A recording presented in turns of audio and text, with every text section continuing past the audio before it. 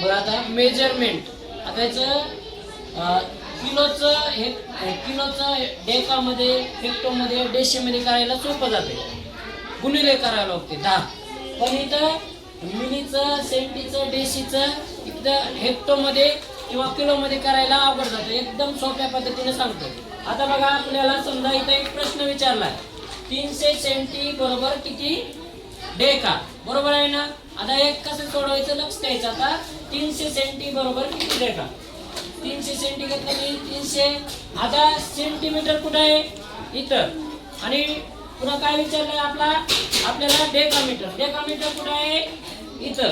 आता किती वेळेस आपल्याला यावं लागतंय बघा. आता सेंटीमीटर एक वेळेस आलात, एक वेळेस भागिले केलं, एक शून्य कट करायचं. जेवढ्या वेळेस आपण हे केलं त्यावेळेस तेवढे शून्य कट करायचं, कारण भागिले 10 आहे.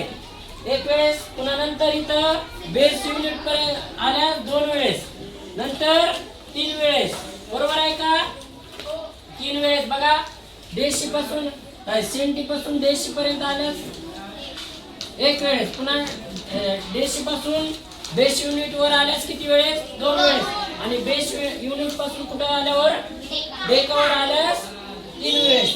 आता 300 तीन शून्य कट करावं लागते. 1 2. आता शून्य आहे का इथं नाही, इथं शून्य द्यायचा आणि पॉईंट द्यायचा, म्हणजे 0.3 काय डेका मीटर. काय उत्तर येणार 0.3 डेका मीटर. आता तुम्ही एक सोडवायचं, मी लगेच सांगतो.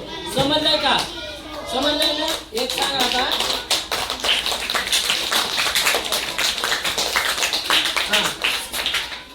3000 मिलीमीटर बरोबर किती हेक्टो. हेक्टोचं सोडवा.